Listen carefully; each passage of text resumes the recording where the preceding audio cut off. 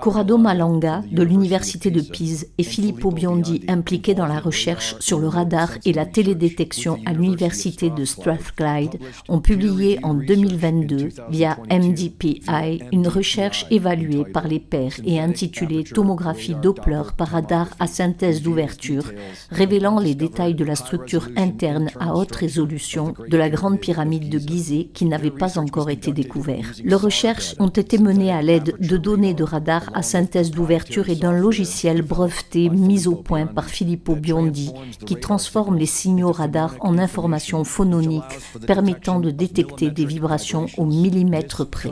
Cette technologie de pointe est capable de révéler des structures souterraines invisibles aux méthodes traditionnelles et de révéler des structures internes jamais vues auparavant. Après avoir établi son expertise avec l'utilisation du radar à synthèse d'ouverture pour explorer les structures pyramidales de manière non invasive, l'équipe a publié samedi dernier un communiqué de presse sur son projet en cours. Ce communiqué de presse du 15 mars résume les principaux résultats des recherches de l'équipe sur la deuxième plus grande pyramide du plateau de Gizeh, connue sous le nom de pyramide de Képhren. Et ce qu'ils ont trouvé est étonnant. L'analyse de dizaines d'images tomographiques à l'aide du radar à synthèse d'ouverture obtenues sous différents angles a permis de reconstruire en 3D l'intérieur de la pyramide de Képhren et des profondeurs du plateau. Près de la base de la pyramide, on peut voir 5 structures identiques reliées par des chemins géométriques. À l'intérieur de chacune d'elles se trouvent 5 niveaux horizontaux et un toit incliné. Sous ces 5 structures se trouvent 8 structures cylindriques qui semblent être des puits verticaux creux à l'intérieur et entourés de couloirs en spirale descendants. Ces 8 structures cylindriques alignées verticalement, disposées en 2 rangées parallèles du nord au sud, descendent jusqu'à une profondeur de 648 mètres, où elles se fondent toutes en 2 grandes structures cubiques mesurant environ 80 mètres de côté. L'ensemble de la structure s'étend sur environ 2 km sous la surface et s'étend sous les 3 pyramides du complexe du plateau de Gizeh. L'égyptologie traditionnelle nous explique que les pyramides de Gizeh étaient des tombeaux des pharaons Khéops, Képhren et Mykérinos et qu'elles ont été construites vers 2500 ans avant Jésus-Christ à l'aide de rampes, de traîneaux et de leviers.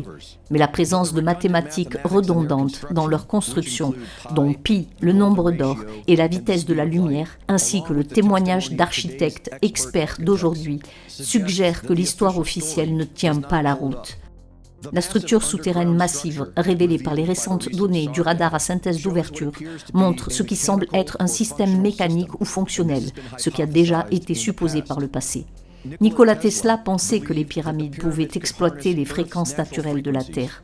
Cela a sans doute inspiré ses expériences en matière de transmission d'énergie sans fil et d'ondes scalaires. Dans la centrale électrique de Gizeh, Christopher Dunn a soutenu que la Grande Pyramide était une machine génératrice d'énergie utilisant les forces résonantes et acoustiques pour convertir le stress mécanique en électricité. Dans l'étoile de la mort de Gizeh, Joseph Farrell a proposé que la Grande Pyramide de Gizeh soit une arme de destruction massive, utilisant un type de physique qu'il appelle paléophysique, pour concentrer l'énergie sous forme d'armes scalaires. Les puits cylindriques pourraient être des conduits pour l'énergie ou les ondes sonores, et les structures cubiques pourraient servir d'unité de stockage ou de stabilisation de l'énergie, comme les composants d'une arme ou d'un générateur à grande échelle. La détection des vibrations dans les structures internes des pyramides reflète toutes ces possibilités.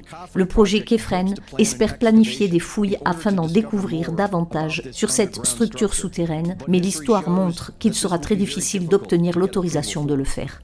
Rapport de Greg Rees.